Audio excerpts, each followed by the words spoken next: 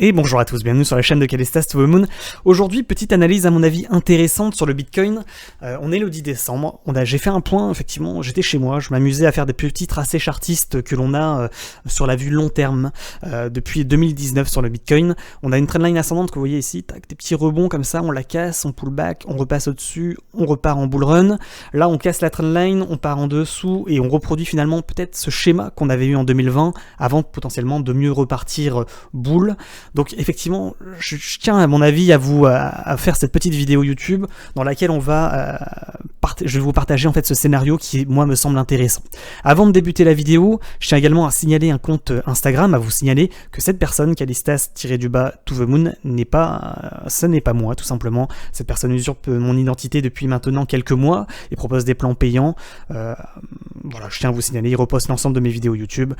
Ce n'est pas moi, donc n'hésitez pas à signaler ce compte, je vous le mettrai en commentaire épinglé, je compte bien entendu sur votre signalement. Ce compte n'est pas le mien, ne cliquez sur aucun lien, je ne suis pas responsable de ces publications. Donc effectivement, aujourd'hui, petit élément intéressant sur le Bitcoin que je souhaite vous partager.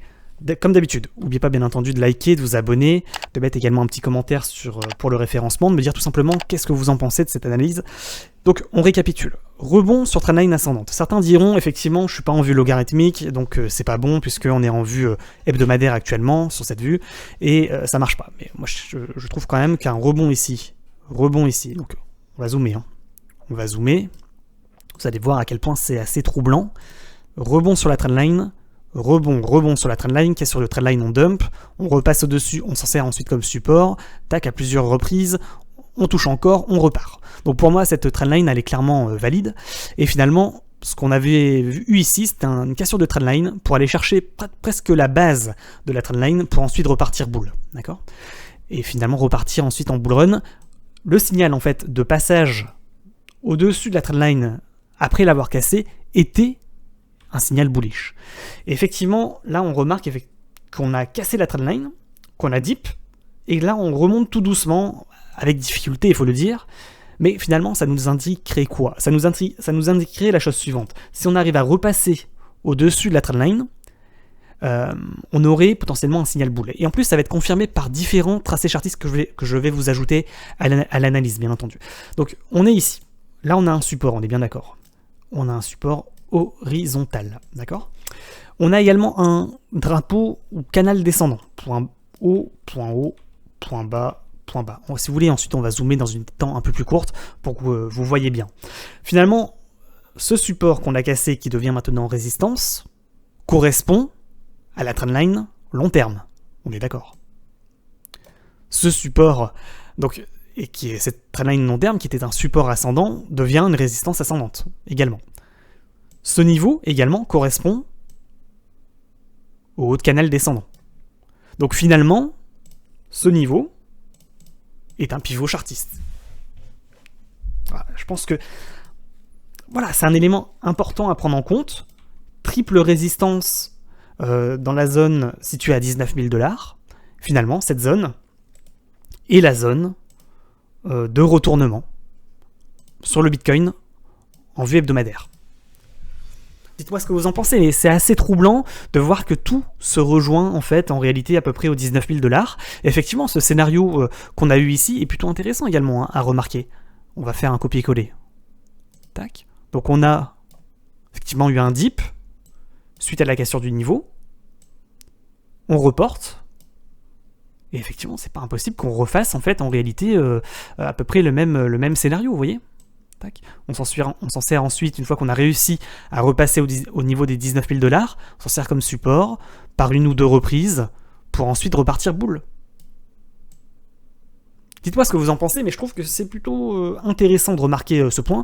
En plus, dans différentes unités de temps, au niveau des différents indicateurs, ça pourrait être confirmé effectivement par différents éléments qu'on va aborder maintenant dans la vidéo. Donc on va zoomer encore un petit peu plus en vue journée.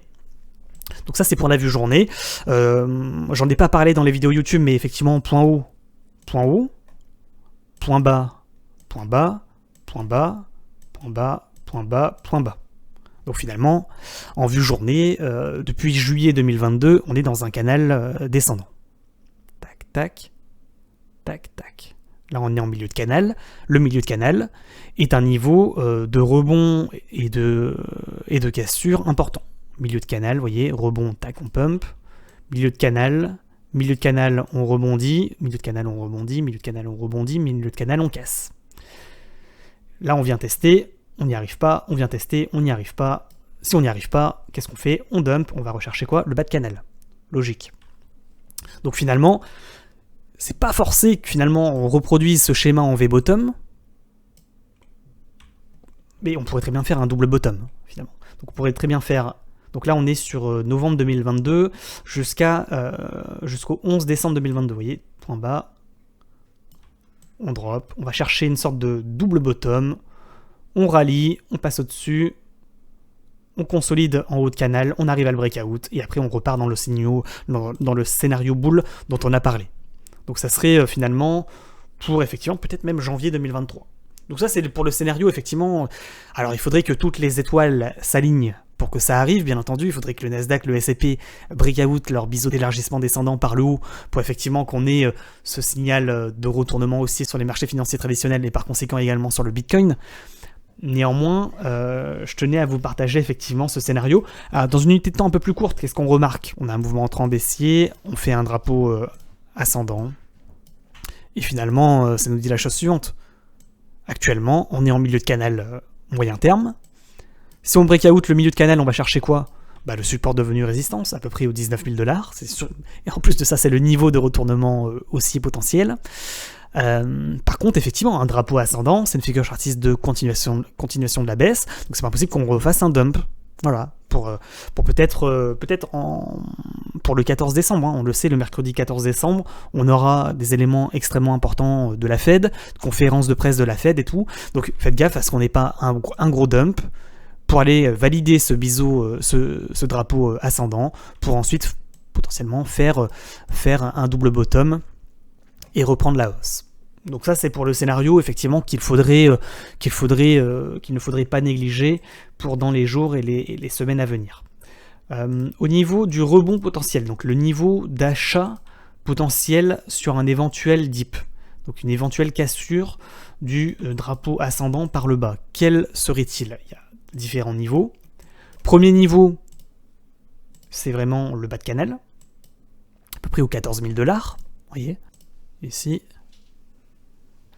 Mais si on fait ce mouvement, ça montre qu'il n'y a pas d'essoufflement de la force vendeuse. Donc c'est un peu emmerdant. Le mieux serait qu'on montre un essoufflement. Et un essoufflement, ça veut dire quoi? Ça veut dire qu'on va chercher un plus bas, mais pas réellement la trendline. On s'arrête en chemin. Donc ça serait plutôt intéressant également. Donc quel serait alors l'objectif? Peut-être la trendline un peu plus court-termiste. Un peu plus long terme, pardon. Que l'on a en vue hebdomadaire. Donc,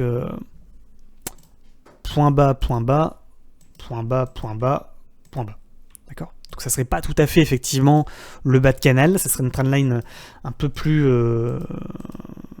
qui nous emporterait un peu moins bas, et ça serait au niveau des 14 600 $. Bon, ça reste quand même au niveau des 14 500, 14 000, entre les 14 000 et 14 500 $. Également une autre possibilité, c'est qu'on s'arrête sur le support ici, là, qu'on a testé par plusieurs reprises et qui correspond à la bande basse de Bollinger, peu ou prou, hein, donc environ à 15 700 $. Pour effectivement rebondir et repartir en double bottom avec un deuxième bottom aussi bas que le précédent. Et ça montrerait vraiment un essoufflement de la force vendeuse. Donc plutôt intéressant. L'objectif, bien entendu, de l'analyse, c'est de détecter les points de recharge potentiels. Est-ce que concrètement, il y a un intérêt de tenter une recharge sur le deuxième bottom, ou sur la trendline descendante, ou sur le bas de canal que l'on a en vue journée ou en vue hebdomadaire? Moi, je pense que oui, ça peut se tenter. Hein. À un moment donné, le marché finira par repartir. Ça sera pas une fois... Alors effectivement, on pourrait attendre également le niveau de breakout que l'on a ici pour recharger. Cassure du canal par le haut, donc signal bullish, donc reprise de hausse. Effectivement, mais ça nous fait recharger à 20 000 $. Pourquoi s'emmerder à recharger à 20 000 alors qu'on pourrait tenter une recharge sur le deuxième bottom? Ça serait une opportunité à ne pas louper, hein, une cassure d'un drapeau par le bas, pouf, on crash, on va chercher la bande basse de Bollinger, la trendline, à peu près aux 15 000 $, 14 500 $. Franchement, avoir un Bitcoin à ce prix-là, peut-être que ça se reproduira pas, quoi. Donc, c'est pas un conseil d'investissement. Peut-être qu'effectivement, on va aller chercher les 10 000 $, les 12 000, les 10 000 et les 5 000 et que ce scénario dont je viens de vous parler ne se produira pas, peut-être. Sûrement, même. Mais si ça devait se produire en double bottom, cassure du canal par le haut, passage au-dessus de la trendline et on repart en boule, vous regretterez effectivement de ne pas avoir tenté le coup. Ça peut se tenter. Personnellement, moi, effectivement, je suis dans une zone où je me dis, là, on a un petit peu monté, c'est un peu chiant de recharger maintenant, mais sur le prochain dip, il y a c'est peut-être l'opportunité de l'année ou des 5 prochaines années.